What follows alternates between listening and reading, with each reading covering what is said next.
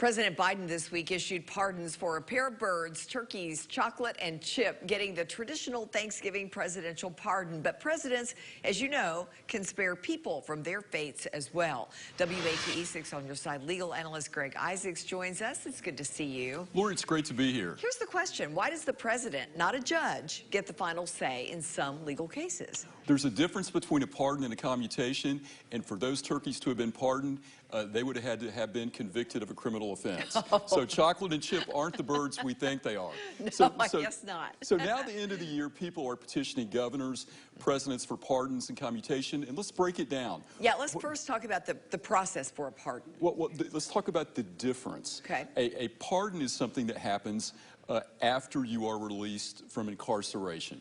Under federal law, under Article 2, Section 2 of the Constitution, or the Tennessee Constitution, Article 3, Section 6, the president/governor can issue a pardon, but it has to be 5 years after you have served your sentence. Okay. So most people think a pardon, you walk out of jail.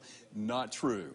And the factors they look at is your post-incarceration conduct, whether you are exhibiting acceptance, responsibility, remorse, atonement, steps you have taken, what your offense was, and basically it wipes your record clean.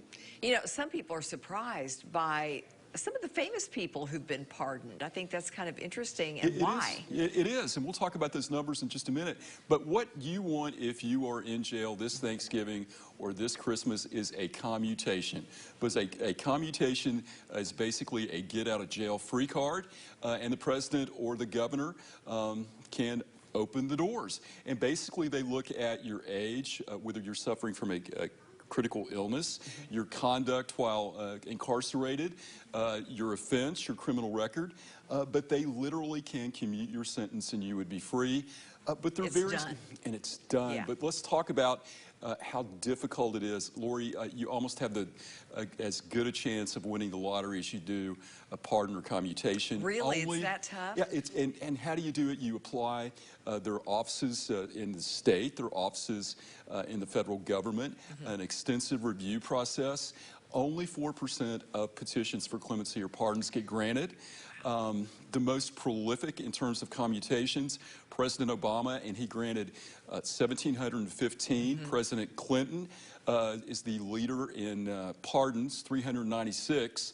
The most stingy was the person that started the turkey pardons, Herbert Walker Bush. He only commuted 11 sentences during his term as president. Wow. Let's look at Tennessee. Governor Bredesen, only 5 commutations, 22 pardons. So just remember, you can ask, but very unlikely that you're going to get a commutation or a pardon. But chocolate and Chip are not the turkeys we thought they were. I guess not. Greg, thank you. Happy Thanksgiving. Happy Thanksgiving, Lori.